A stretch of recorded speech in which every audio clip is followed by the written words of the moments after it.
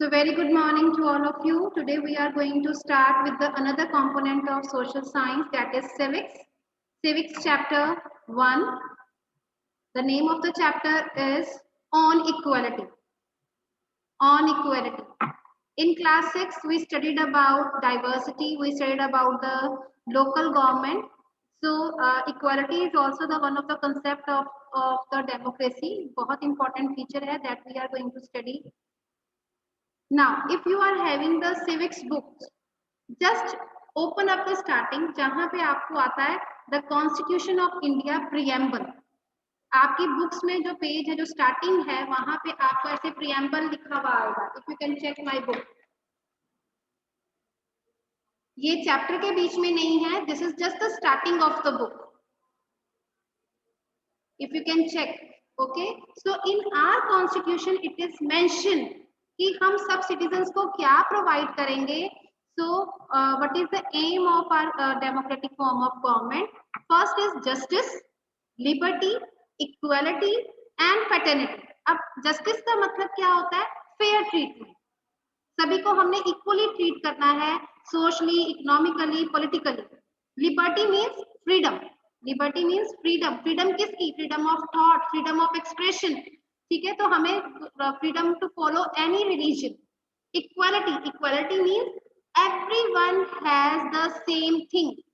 सबके पास fair chances हैं, सबके पास same thing है. That is equality. Fraternity. It means feeling of brotherhood.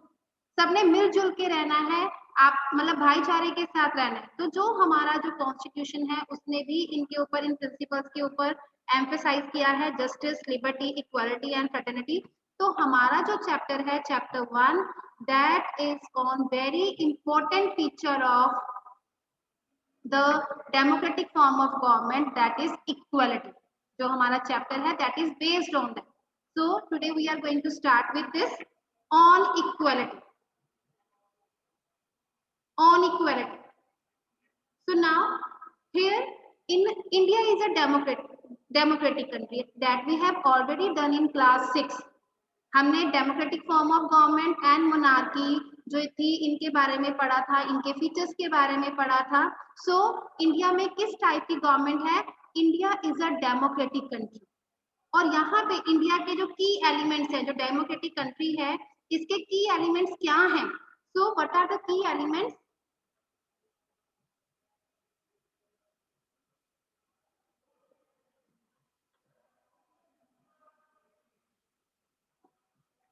So the key elements of the democratic form of government.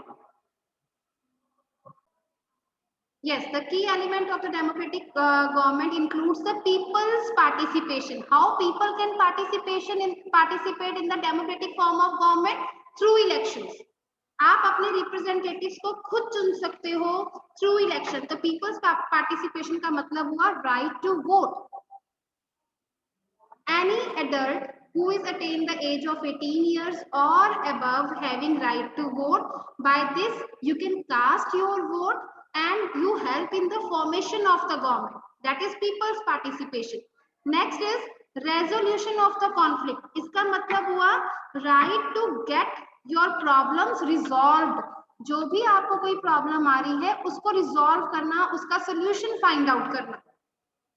And the next one is equality and justice. इसका मतलब हुआ giving freedom to individuals and a sense of fairness.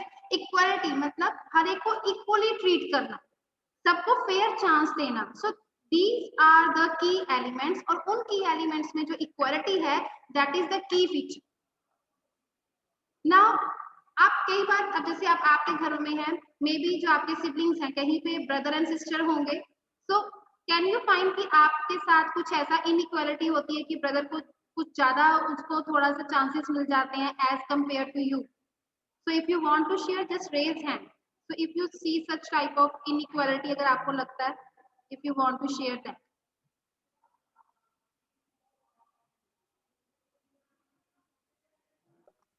Sure ma'am. Now speak angel.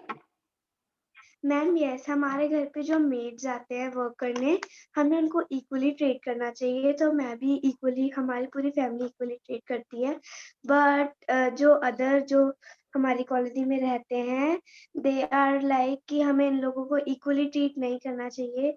जैसे let me give you a example, मेरा एक friend है, वो 3rd class में है, तो वो हर एक इंसान को नमस्ते, सत श्री अकाल ये सब कहता है, भले वो मेड्स हो पर कोई हो। पर उसकी जो मदर है वो उनको मना करती है कि मेड्स लोगों को कभी भी ये विश नहीं करनी चाहिए। तो ये हमें इन सब ये भी तो हमारी तरह ही है, हमें इन Yes, सबको beta. इक्वली ट्रीट Angel, करना very चाहिए। good, very good. Because we should treat each and everyone equal. जो हमारे घरों में जो मेड्स वगैरह हैं, they are also they should also be treated equal. कई बार होता है कि हम उनके जो यूटेंसिल्स हैं वो भी अलग रखते हैं। कई हाउसेस में ऐसे होता है, जो मेड्स आती हैं, जो हमारे डोमेस्टिक वर्कर्स आते हैं, उन्होंने जिसमें ग्लास में पानी पीना है या हम उनको खाने के लिए कुछ देते हैं, तो उसके लिए हम अलग चीज रखते हैं, but they are also human beings. So when we are talking about equality, it means we should treat each and every individual at par. अगर वो हमारे घर में आके काम कर रहे हैं, तो इसका मतलब ये नहीं है कि हम मतलब वो हमसे छोटे हैं या they are not equal to us. They are as equal as we are.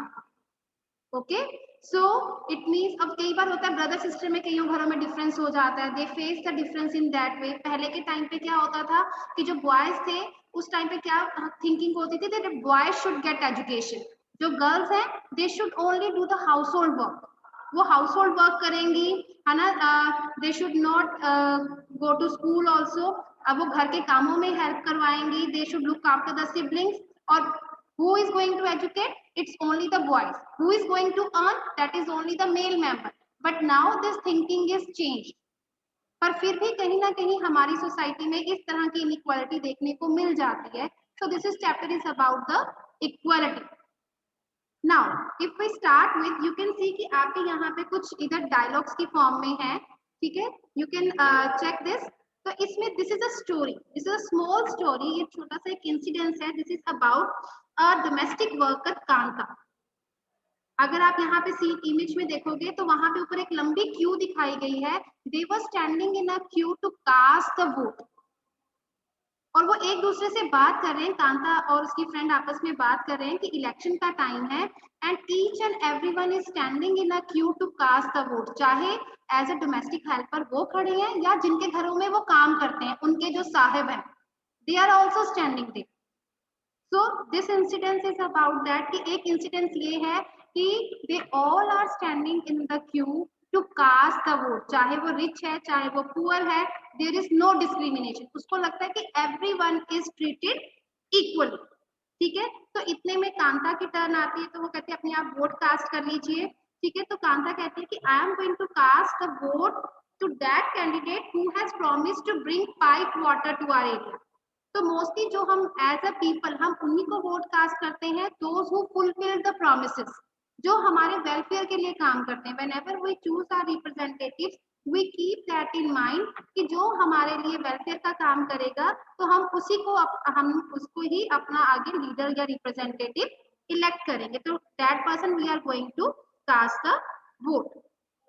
So in this जब वो वोट कास्ट कर लेती है तब वो अपनी फ्रेंड को बताती है कि that her daughter is not well, she is suffering from fever. Mostly जो ये पुअर पीपल होते हैं, they use to live in those areas जहाँ पे प्रॉपर हाइजीनिक कंडीशंस या सैनिटेशन की कंडीशंस नहीं होती, they use to live in slum area. तो वो अपनी फ्रेंड को बताती है कि first I will go to my sahib house, तो पहले मैं अपने साहेब के घर जाऊंगी to do the work, then I ask for the advance, then I take my daughter to the hospital. मतलब पहले वो काम पे जाएगी आफ्टर कास्टिंग द वोट, वहां पे काम करेगी और उसके बाद अपने जो एम्प्लॉयर है जिसके घर पे वो काम करती है उससे कुछ एडवांस मांगेगी। Okay, so he went there, वो वहां जाती है, he done his work, then he asked for the that advance। तो वो उसके जो एम्प्लॉयर होते हैं तो वो कहते हैं कि इसको एक हैबिट मत बना लेना कि every time you are going to ask for the advance only. So after that वो अपनी बेटी को लेके हॉस्पिटल जाती है। अगेन वो क्या देखती है कि हॉस्पिटल में भी एक लंबी लाइन लगी हुई है, और वो लंबी लाइन में कौन लोग खड़े हैं, वहां पे रिच एंड पुअर दोनों नहीं खड़े, only the poor people are standing in the line. अब टू इंसिडेंट्स थे उसके सामने, एक इंसिडेंट मॉर्निंग का, where they were casting the vote, they were standing in the line, जहां पे एवरीवन वाज स्टैंडिंग, चाहे वो रिच था चाहे वो पुअर था, they were standing in the same queue. But जब वो अपनी बेटी को लेके हॉस्पिटल जाती है, again she had to stand in a line, पर उसमें जो क्यू में जो भी पर्सन्स थे, all were poor. Okay, so this is about the incident what she faced in the morning and in the evening. ठीक है, so अब उसे लगा कि इक्वालिटी है भी है कि नहीं, कि सुबह जब मैंने देखा तो जो क्यू थी उसमें कोई भी ऐसा कुछ नहीं था, एवरीवन वाज स्टैंडिंग, चाहे वो हाउसवाइफ है, चाहे वो गवर्नमेंट ऑफिसर है, चाहे वो मेड है, चाहे वो अनएम्प्लॉयड पर्सन है, everyone was standing. But in the evening when she took her daughter to the hospital, there was again long queue and she was waiting for the turn, and that queue was not of the rich people, that was only of the poor people. But nowadays what we prefer, हम लोग भी क्या हैं, we do not prefer to go to the government hospitals, we prefer to go to the private ones. हम private hospitals में जाना ज्यादा prefer करते हैं। ऐसा नहीं है कि जो गवर्नमेंट हॉस्पिटल्स हैं वहां पे जो डॉक्टर्स हैं वो ज्यादा एजुकेटेड नहीं है या उनको पता नहीं है उस चीज का, बट ये हमारी एक मेंटेलिटी, एक सोच बन गई है, वी प्रेफर टू गो, हम इतनी बड़ी क्यूज में खड़े होना नहीं चाहते। दो वी पे मोर, जब हम प्राइवेट जाते हैं क्लिनिक्स वगैरह में, they charge us more than the government, but we prefer to go there ताकि हमारा टाइम वेस्ट ना हो। But what about the needy people, what about the poor people, they prefer to go to the government hospitals and there they have to face a long queue. Now the next thing is right to vote. Just write down in the chat box what is the full form of UAF. What is the full form of UAF? What is the full form of UAF?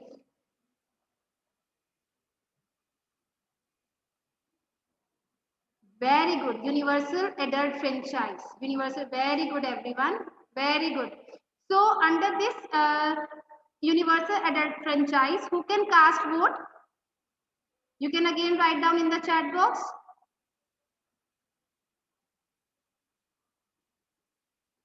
Above 18 years or above. It's not only women, Raghav. All the people. Yes. Very good. Very good. So those who attain the age of 18 years or above, they can cast their vote. Fine.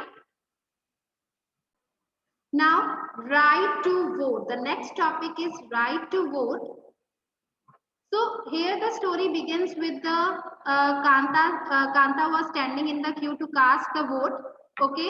So अब यहाँ पे क्या है, in a democratic country like India, who is having right to vote? All adults, irrespective of what religion they belong to, how much education they had, what caste they are, whether they are rich or poor, are allowed to vote. मतलब anyone, चाहे आप mail हो female हो, किसी भी cast से belong करते हो, किसी भी रिलीजन से बिलोंग करते हो, आप एजुकेटेड हो कि नहीं, अनएजुकेटेड हो, anyone can cast the vote. That is our universal adult franchise and it is one of the essential, बहुत ही important principle है हमारे democratic form of the government. Democratic form of government का main यही है, अगर आप अपने citizens को right to vote नहीं दे रहे हो, it means आप true sense में democratic form of government नहीं है आपके country में. But we are having democratic form of government because we are giving right to vote to all the adult citizens. ठीक है? And the idea of this UAF, Universal Adult Franchise, is based on the idea of equality. Right to vote is based on the idea of equality. कैसे? That every adult in the country, irrespective of wealth, उसके पास है जितना भी पैसा है, चाहे वो rich है, poor है, किसी भी कास्ट से belong करता है, has one vote. Everyone can cast vote और हर एक की वोट की कितनी वैल्यू है? one vote. आप अपनी वोट कास्ट करोगे, ये नहीं कि एक बार वोट कास्ट की तो आप उसी टाइम पे दूसरी वोट, नहीं, every person has one vote one value. It means जो हमारा यूनिवर्सल एडल्ट फ्रेंचाइज है, that is based upon the idea of equality. And that's why जो कांता थी, she was very happy because everyone was standing in a same queue, everyone is going to cast the vote and everyone is getting the same chance to choose the representative. Okay, so अब जब Kanta Kanta went to the hospital and she was standing in the line, अब उसको थोड़ी सी ये unsure हो रही थी कि whether we are having equality or not, क्योंकि उसकी डॉटर क्या थी, वो बीमार थी and she lives in a slum area. अब स्लम एरियाज क्या होते हैं, where the living conditions are very bad. वहां पे प्रॉपर हाइजीनिक कंडीशंस नहीं होती है, वहां पे mosquito breeding, all these things are there. तो उसे पता था what is the reason behind कि जो मेरी डॉटर है वो बार बार बीमार क्यों पड़ती है. And she is not able to take a day off. उसको ऐसा नहीं हुआ कि वो एक दिन की छुट्टी ले ले, अपने मतलब अपनी बेटी को डॉक्टर के पास ले जाए, because she knew first she will do the work, then she will borrow the money. So why she is not able to take the day off, because she needs to borrow the money from the employers. employers कौन होते हैं, जहां पे वो काम कर रही थी, जहां पे वो डोमेस्टिक वर्क की तरह, डोमेस्टिक हेल्पर की तरह काम कर रही थी. तो शाम को she went to the hospital and again there was a long line. and उस लाइन में कौन खड़ा हुआ था, most of the people those who were standing in the line are poor. कोई भी रिच पीपल उस लाइन में नहीं खड़े हुए थे. तो अब उसको थोड़ा सा हो गया कि इक्वालिटी है कि नहीं है. ठीक है, जब हमने वोट कास्ट की then we are having the equality, everyone was standing in the same line. पर जब वो हॉस्पिटल में गई तो वहां पे जो लाइन थी वहां पे तो सिर्फ पुअर पीपल ही खड़े थे. Now she was little bit confused about that. Okay, अब this was the one incident.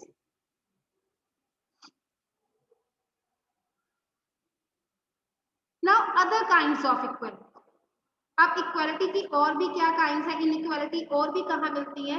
अब right to vote we are having the equality, पर there are people in India those who face different type of inequalities. यहाँ पे India में बहुत ज्यादा inequalities है. जो बेसिक इनइक्वालिटी देखने को मिलती है that is on the basis of religion and caste. आपने देखा होगा, दो यहाँ पे रिच पीपल भी हैं, पुअर पीपल भी हैं, इकोनॉमिक इनइक्वालिटी भी है, जेंडर इनइक्वालिटी भी है, पर जो मेन इनइक्वालिटी एग्जिस्ट करती है इंडिया में that is on the basis of caste and religion. ठीक है, चाहे हमने राइट टू वोट हर एक को दे दिया है, everyone is those who are poor और रिच और they are having any background they can cast the vote. पर यहाँ पे there are so many types of inequality. अब इसको हम समझने के लिए there are two more incidents related to this कि हमारे यहाँ पे किस तरह की इनइक्वालिटीज हैं. अब यहाँ पे अगर आप साइट पे देखोगे, ये एक तरह से जो मैट्रिमोनियल साइट्स होती हैं तो उनका एक दे रखा है कि जो एडवर्टीजमेंट करते हैं कि जो ये कहते हैं कि हमने मैट्रिमोनियल साइट्स पे ब्राइड चाहिए, ब्राइड ग्रूम चाहिए, तो वहां पे जब वो अपने लिखते हैं तो उसमें क्या लिखा होता है, कास्ट नो बार, या उनकी क्या क्या रिक्वायरमेंट है. जैसे यहाँ पे फेयर कॉम्प्लेक्शन होना चाहिए, ब्यूटीफुल गर्ल चाहिए. तो दिस इज द क्राइटेरिया. तो कहीं ना कहीं हम जेंडर इनइक्वालिटी भी कर लेते हैं. ठीक है, तो that is based on the race. कई बार होता है कि हमें फेयर कॉम्प्लेक्शन चाहिए, that girl should be fair complexion, मतलब उसका रंग जो है साफ होना चाहिए. तो या फिर गवर्नमेंट जॉब होनी चाहिए. तो इस तरह की भी इनइक्वालिटीज कई बार इंडिया में हो जाती है. So if we talk about the rural India, अगर हम villages की बात करें, we are having caste based. तो we found कि यहाँ पे जो लोअर कास्ट या अपर कास्ट को लेके इस तरह से भी इनइक्वालिटीज हैं. सो जैसे कि अब यहाँ पे मैट्रिमोनियल जो आपने यहाँ पे देखी एडवर्टीजमेंट, तो here can you can see Brahmin लड़का चाहिए या कास्ट नो बार. तो इस तरह के आपको जो आप न्यूज़पेपर उठाओगे तो आप इस तरह की इनइक्वालिटीज देख सकते हो. That is still continue in our country. अभी भी ये कास्ट को लेके जो है हमारे माइंड में जो कई बार एजुकेटेड पीपल है they are also having the same mentality. So this is there is one story related to that. Now this is story about a Dalit child. ठीक है, दलित का मीन्स होता है broken. Dalit is a term that the so called lower caste used to address. जो low caste people थे उनके लिए ये word use किया जाता है दलित. So this is the story of a Dalit boy Om Prakash Valmiki. ये एक दलित बॉय ओम प्रकाश वाल्मीकि की स्टोरी है. and he is a famous writer also. वो दलित writer भी रहा है. And in his autobiography, autobiography क्या होती है? Can anybody tell me? Just write down in the chat box. What do you mean by autobiography? Just write down in the chat box. What do you mean by the autobiography?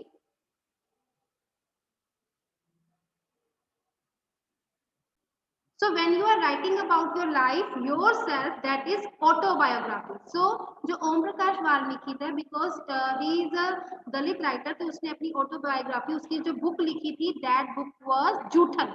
उसकी book का नाम था जूठन. उसमें अपने incidents को share किया, किस तरह से उसकी life थी. I had to sit away from the others in the class. That beta we have already done in class 6. जो untouchables वाला हमने किया था, reading किया था, in which the untouchable they used to sit outside the classroom.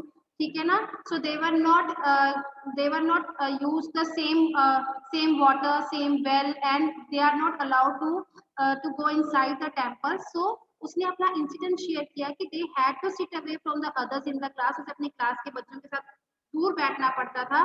ठीक है. The mat ran out before reaching spot I sat on. मतलब जहां तक उसने बैठना होता था, उसको बैठने के लिए मैट भी नहीं मिलता था. ठीक है.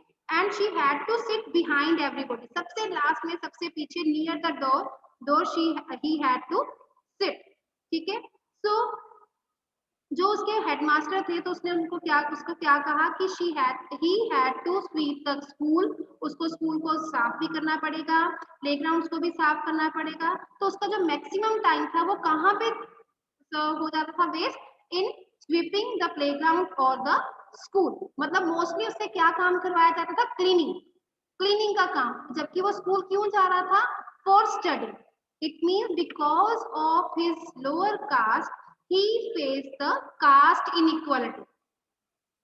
He was not able to sit with the other classmates. He was used to clean the playground. He was used to clean the school. That's why, because of his caste, he faced this type of inequality. So till here, if anyone is having any doubt, so you can ask.